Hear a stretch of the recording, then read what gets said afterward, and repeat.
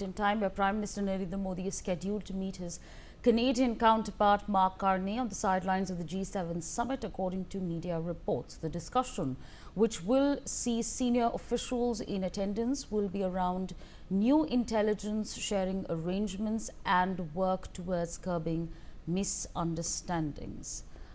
Mr. Lali, I'd like to take this question forward with you. A large chunk, and one can preempt this, right? A large chunk of this meeting that's going to happen at this, in the sidelines of the G7 summit is going to be about the Khalistani terrorists and what they've been doing in Canada and how they've been harassing people, both Indians and Canadians. With, of course, Mark Carney, absolutely. With Mark Carney now, of course, coming, becoming the Prime Minister, what do you expect from this meeting? Thank you, Sabri. But, when Ambassador Goel was so rightly speaking on how, in Operation Sindoor, we got to know what we got to know. So it reminds me of a beautiful song, which probably Mr. Modi's, the Honorable Prime Minister is listening on, is Air India One.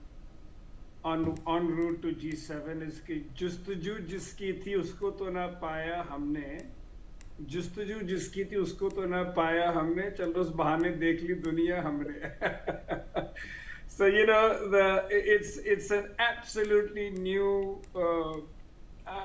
dynamic situation, this G7, and I wish to call it G6 because it's the United States on one side and the others who just wanting to see now what Mr. Trump has rolled up his sleeves for us. So it's not even, I don't think the entire G7 is also on one platform because America's on one side and the G6 on the other side.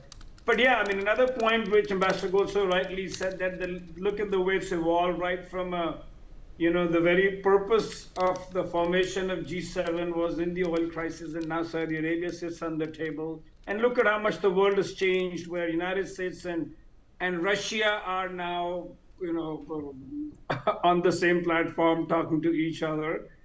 And a rice-growing nation, the People's Republic of China, which America built, and is now out to undo America. So a lot has happened ever since G7 was formed. But now getting to the K gang. First of all, Savri, I've always thought, and I want to thank Newsx for allowing this space to 87% of the Sikhs like me who live in India and who don't subscribe to this fringe rogue ideology, which the Trudeau government and some more countries in the West, their deep states nourish only to try and, keep India on the back foot. So they use this stick, sometimes for their vested political interests. So I'm going to tell you 3 statements which these so-called Sikhs are making in Canada. Number one is a gentleman called Maninder Singh from the Sikh Federation. He says it's a deep betrayal to our community. Quote close. Now, what community is he talking about? 87% of us live in India and we have frequent elections. In fact, our elections are a case study for the entire world. So I don't know which community is he choosing to represent. What sort of referendums does he talk about? Number one. Number two, the World Sikh Organization, Balpreet Singh says that it's painful.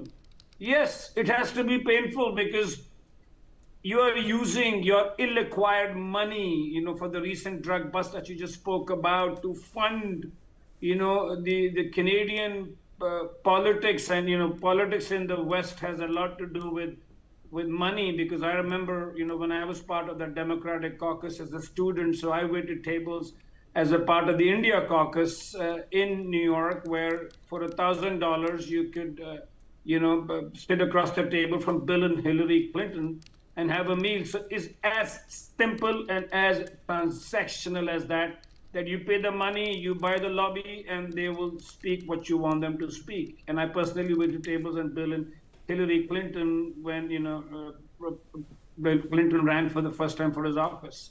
Number 3, Jagmeet Singh. Savri, if anything, the recent Canadian elections and Mark Carney's invite to Honorable Prime Minister of India itself is a big referendum to these fringe rogue Sikh organizations that you were nourished purely because of the vested interest of for the kind of drug money or money through immigration frauds that you got into the system. So if anything, it's a big message to them, and even to Jagmeet Singh. I mean, being a leader of a party, he's stripped off of his security, for which they're making a lot of noise. But that's their decision. My only take is that the Maserati Marxist, which Pierre Poliver called him, has been stripped of his own security. So this is the internal dynamics of Canada, where the chickens have come to the roost. And the last bit is that, Savri, it'll be not an easy task, because there are 22 Punjabis, and I don't wish to paint them with the same brush, that have been elected into the House in the recent elections.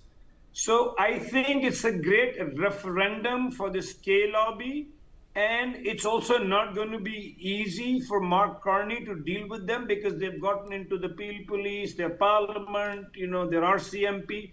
So it's going to be very challenging. But Sabri, I'm somebody who believes in optimism, and all I can say is so far, so good. Thank you, Sabri.